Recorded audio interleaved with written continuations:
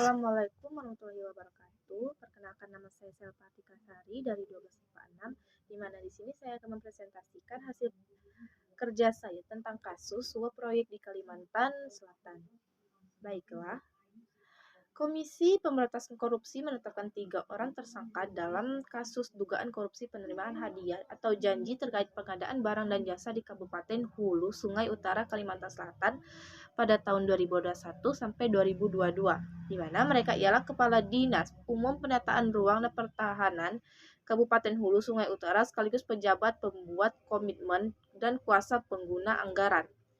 Selanjutnya, setelah dilakukan berbagai bahan keterangan, maka KPK meningkatkan status perkara ini ke tahap penyidikan dengan pengumuman tersangka dengan jaringan irigasi DRI Karyaka, Kecamatan Amuntai, dengan dana Rp 1,9 miliar, dengan rehabilitasi jaringan DIR Bajar dengan karya dan Kecamatan Banjang dengan dana sebesar 1,5 miliar, di mana pada kasus tersebut ada faktor-faktor penyebab korupsi dalam aspek internal. Yang pertama yaitu ada sifat selalu merasa kurang, yang kedua moral lemah, yaitu yang ketiga penghasilan yang kurang mencukupi, yang keempat kebutuhan hidup yang standar, yang kelima gaya hidup yang konsumtif.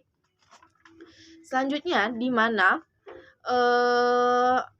faktor penyebab korupsi dari aspek internal, di mana ada kurangnya sikap keteladanan pimpinan, tidak ada kultur organisasi yang benar, kurangnya sistem akuntabilitas yang benar, keempat kelemahan sistem pengendalian manajemen, kelima manajemen cenderung menutupi korupsi di dalam organisasi, yang keenam masyarakat kurang sadar dirinya korban korupsi, yang ketujuh adalah aspek peraturan perundang-undangan. Nah, di mana korupsi juga berisiko karena adanya kelemahan dalam peraturan perundang-undangan. Peraturan tersebut dapat berisi poin yang hanya menguntungkan penguasa dan tidak berkualitas, kurang disosialisasikan, sanksi terlalu ringan, penerapan saksi yang konsisten dan pandang bulu, serta lemah di bidang evaluasi dan revisi.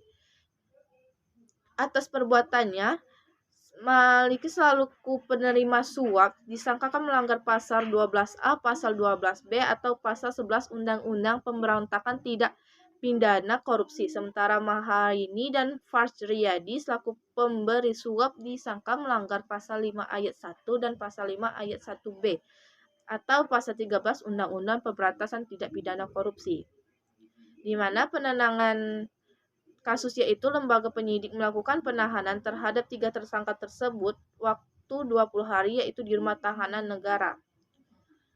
Baik, selanjutnya yaitu pandangan saya terhadap suatu kasus itu yang kita harus lakukan adalah bertanggung jawab atas jabatan kita. Jangan sampai kita mengambil hak yang seharusnya bukan punya kita, dan kurangi perilaku hidup konsumtif dan turunkan gaya hidup dan gengsi karena hukum karma akan berlaku kehidupan kita. Solusinya, seharusnya para pelaku berat seharusnya dihukum mati agar tidak ada pelaku yang berani korupsi. Memang hukum itu tajam ke bawah, yang kalangan bawah tertindas oleh hukum pandang bulu.